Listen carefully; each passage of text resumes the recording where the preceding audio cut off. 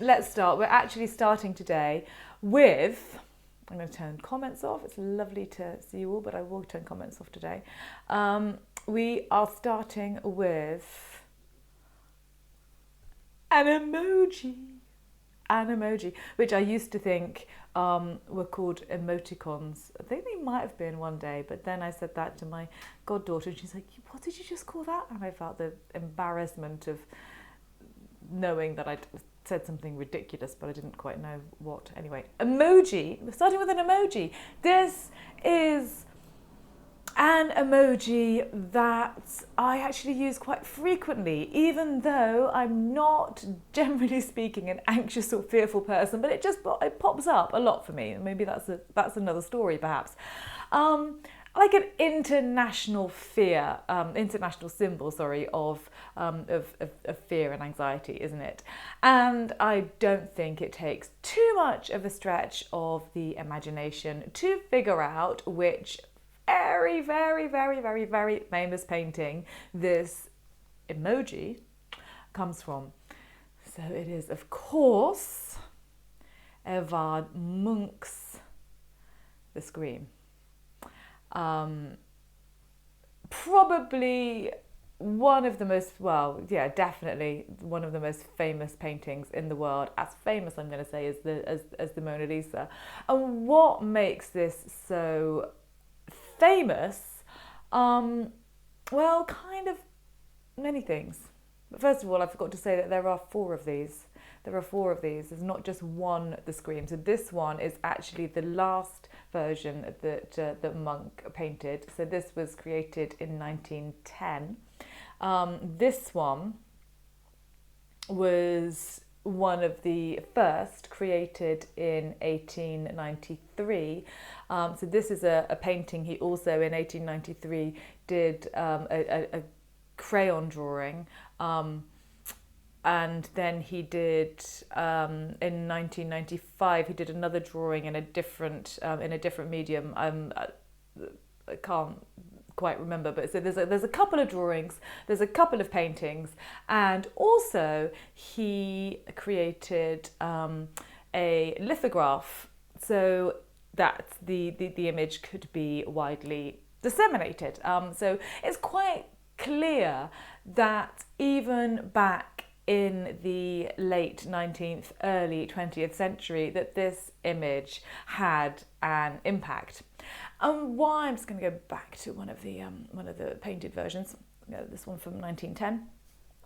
They are slightly different. Not much. The composition is pretty much the same, and I think it's largely the composition that makes this so compelling. So let's just kind of have a little look at that, and then we're going to go into some other things.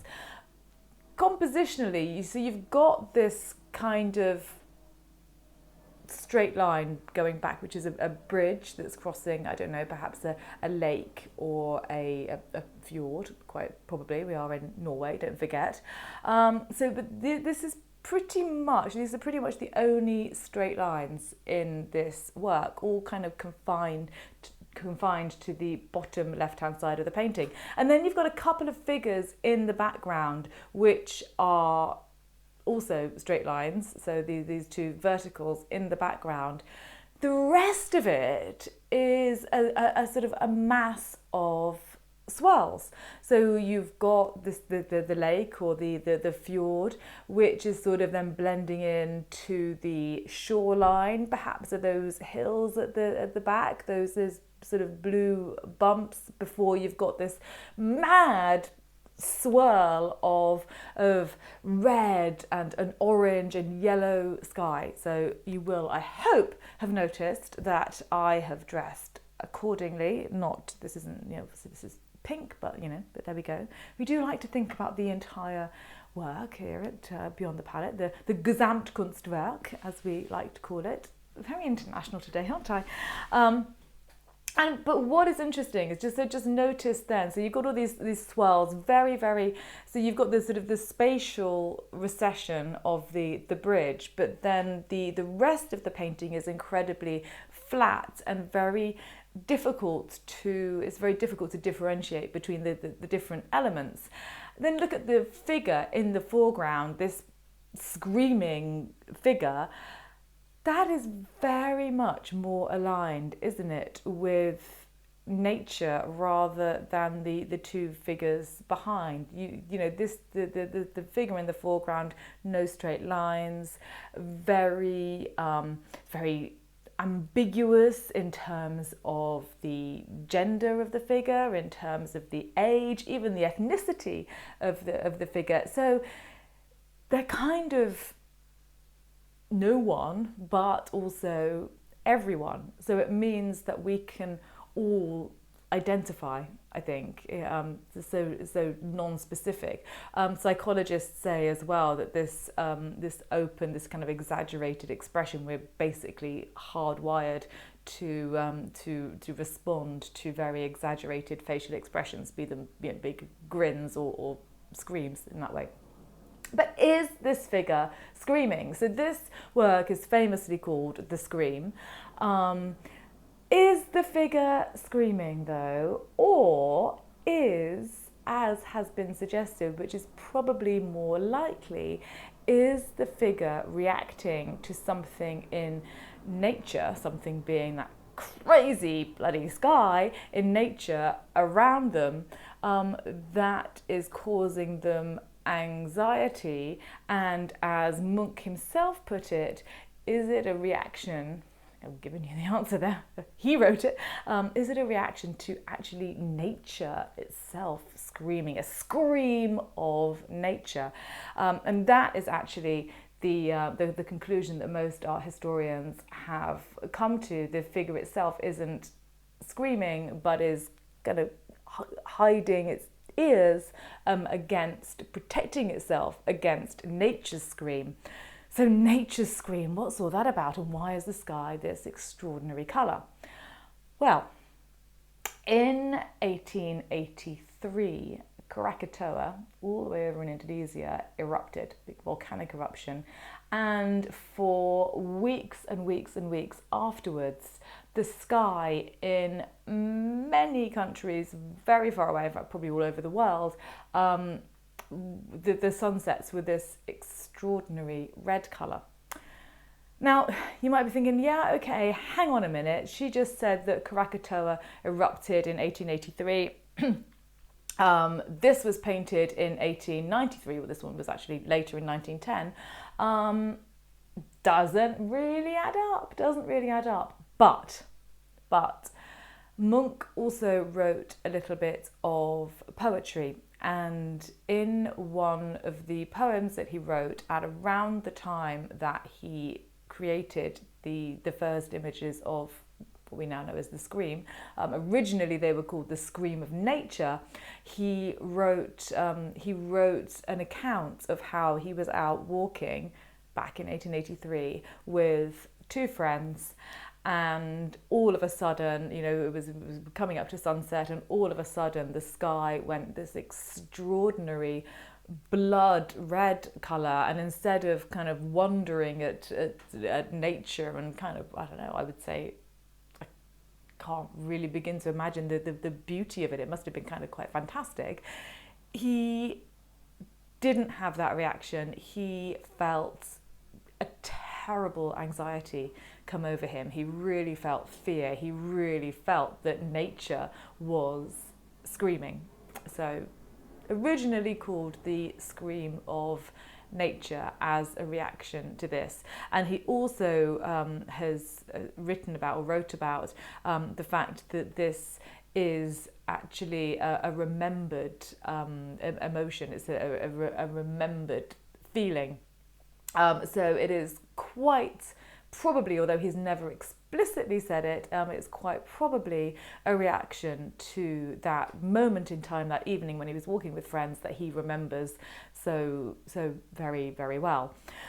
There are other art historians, so that's also why, you know, the figure is so much more aligned with nature. This figure is sort of, you know, reacting to nature and is part of nature rather than this sort of man-made structure of the bridge and these two other figures in the background. It has also been suggested by art historians that perhaps this is a painting about despair and about suicide, they have identified the location of this bridge and identified the bridge to be a bridge that was quite a well-known spot for people who wanted to jump off.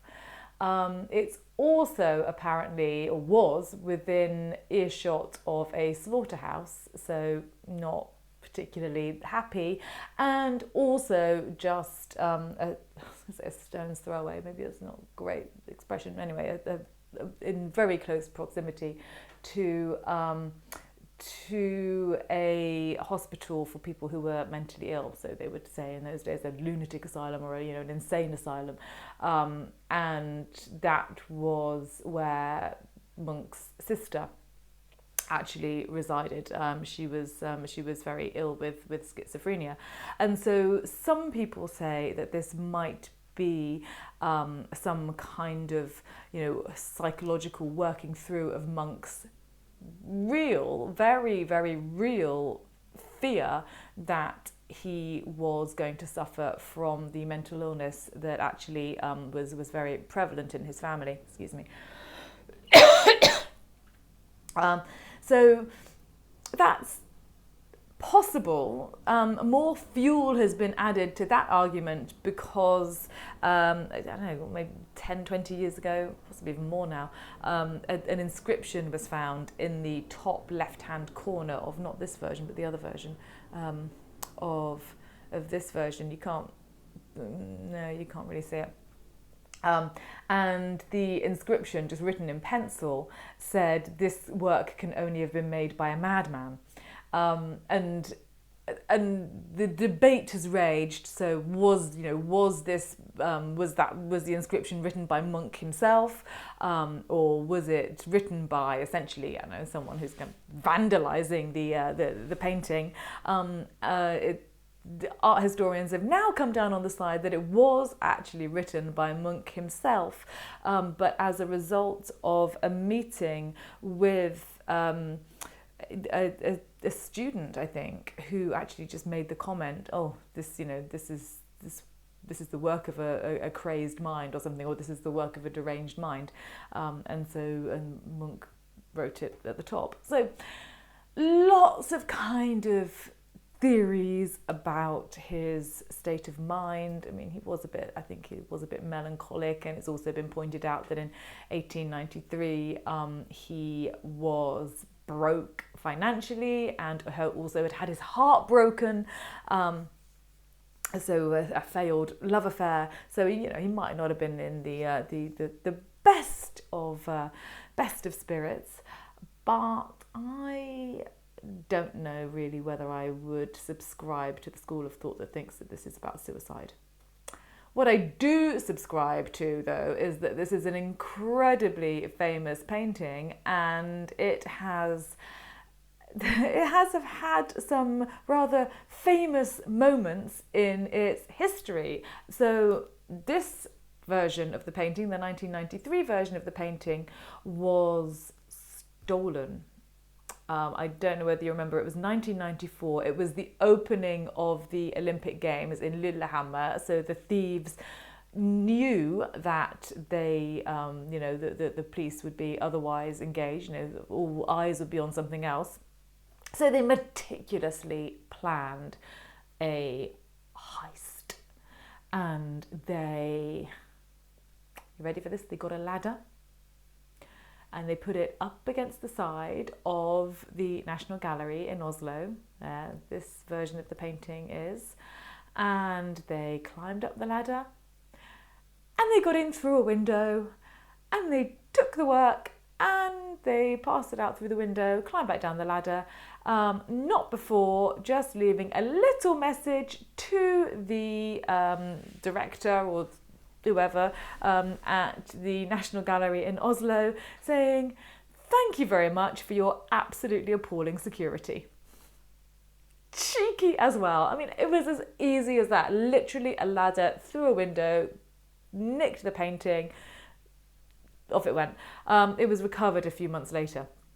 So that was the little bit of drama for this version. This version, though, So the 1910 version, guns were involved.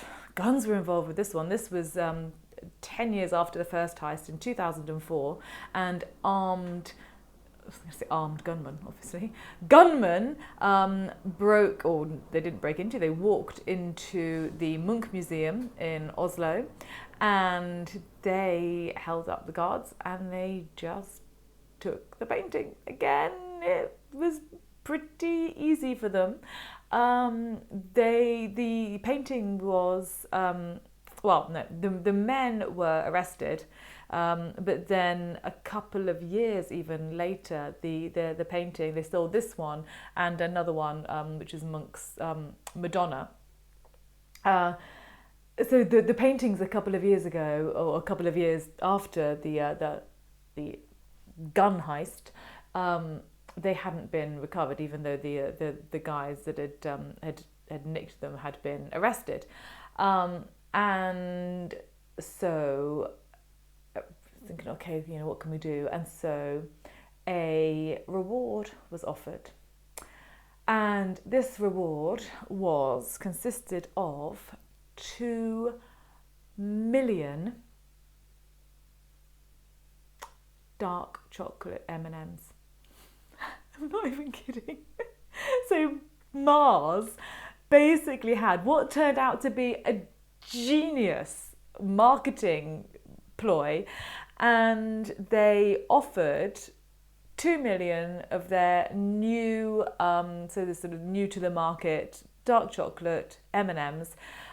If for any information about the painting's whereabouts, they launched a television advert or an advertising campaign in which, like, I think a red M&M was playing hopscotch with the Scream person from the painting, and guess what?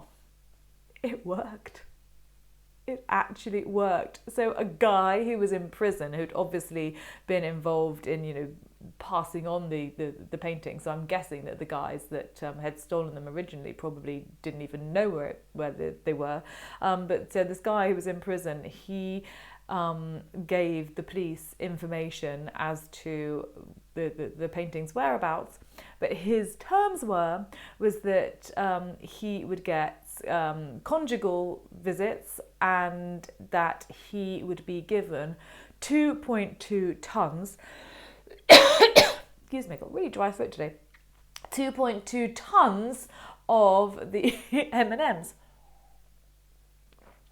So the police thought about it. They thought, yeah, do you know what? No.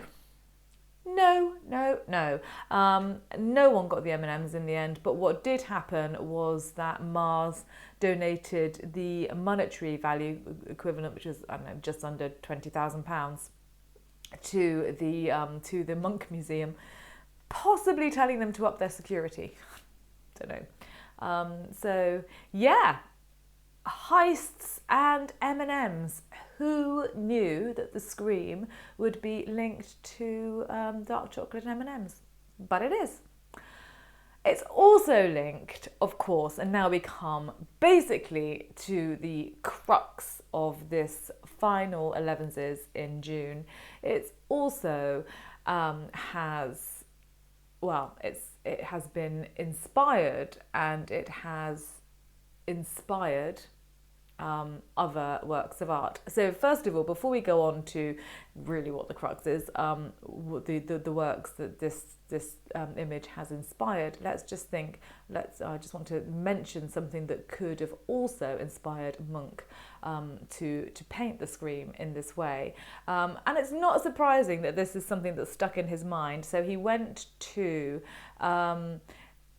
the 1889 Trocadero exhibition with Gauguin, apparently, in Paris.